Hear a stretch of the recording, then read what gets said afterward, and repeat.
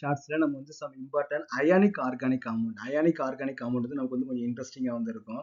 அங்க வந்து அயான்ஸ் வந்து அரோமேட்டிக் காம்பவுண்டா வந்து எப்படி இருக்குன்னு நம்ம பார்ப்போம். இப்போ வந்து ஃபார் எக்ஸாம்பிள் சைக்ளோப்ரோபீன், ஓகேவா? சைக்ளோப்ரோபீன் டபுள் பாண்ட் வந்து இருக்குது.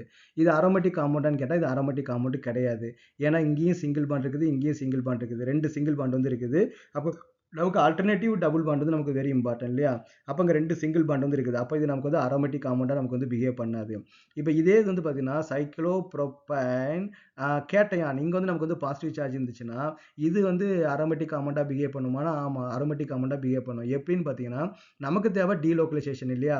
அப்போ இங்கே 2 லோன் பேர் எலக்ட்ரான்ஸ் வந்து இருக்கு, இந்த பை எலக்ட்ரான்ஸ் வந்து இருக்குது இல்லையா? இங்கே நெகட்டிவ் சார்ஜ், இது பாசிட்டிவ் சார்ஜ். அப்போ என்ன ஆகும்? இந்த நெகட்டிவ் சார்ஜ் இந்த பாசிட்டிவ் சார்ஜை நோக்கி நமக்கு வந்து மூவ் ஆகும். அப்போ நமக்கு வந்து எப்படி மாறும்னு பார்த்தீங்கன்னா இந்த எலக்ட்ரான்ஸ் வந்து இங்கே மூவ் ஆகிடும். அப்போ இங்கே இருக்கிற எலக்ட்ரான்ஸ் இங்கே போனனால இந்த கார்பனுக்கு எலக்ட்ரான் வந்து கம்மியாயிடும். அப்போ இங்கே நமக்கு வந்து பாசிட்டிவ் சார்ஜ் வந்து நமக்கு வந்து கிரியேட் ஆகிடும். அப்போ நெக்ஸ்ட் நமக்கு என்ன ஆகும்? இந்த எலக்ட்ரான்ஸ் வந்து இது எலக்ட்ரான் வந்து நெகட்டிவ் சார்ஜ், இது வந்து பாசிட்டிவ் சார்ஜ் இல்லையா?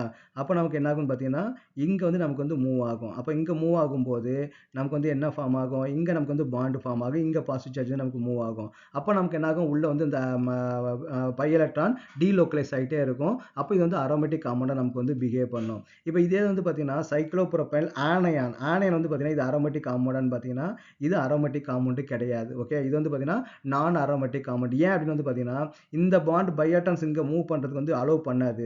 ஏன்னா இதுவும் எலக்ட்ரான், இங்கேயும் மைனஸ்னாலே அங்கே எலக்ட்ரான் டென்சிட்டி அதிகமாக இருக்குன்னு அர்த்தம். அப்போ அங்கே ரிப்பல்ஷன் வந்து நமக்கு வந்து அதிகமாக இருக்கும். அப்போ நமக்கு என்ன ஆகும்னு பார்த்தீங்கன்னா இது வந்து நமக்கு வந்து அரோமேட்டிக் காம்பவுண்டாக பிஹேவ் பண்ணாது. அப்போ இது நமக்கு வந்து நான் அரோமேட்டிக், இது நான் அரோமேட்டிக். அப்போ வந்து பார்த்தீங்கன்னா கேட்டையான் மட்டும் நமக்கு வந்து அரோமேட்டிக்காக வந்து இருக்கும். இதே மாதிரி வந்து பார்த்தீங்கன்னா சைக்ளோபென்டெனல் நெகட்டிவ் அயான், ஓகேவா? இப்போ இங்கே நெகட்டிவ் சார்ஜ் இருந்துச்சுன்னு பார்த்தீங்கன்னா இதுவும் நமக்கு வந்து அரோமேட்டிக் காம்பவுண்ட் வந்து நமக்கு வந்து பிஹேவ் பண்ணும். ஓகே, இங்கே நமக்கு வந்து பாசிட்டிவ் சார்ஜ் இருந்துச்சுன்னா அது அரோமேட்டிக் காம்பவுண்ட் நமக்கு வந்து பிஹேவ் பண்ணாது.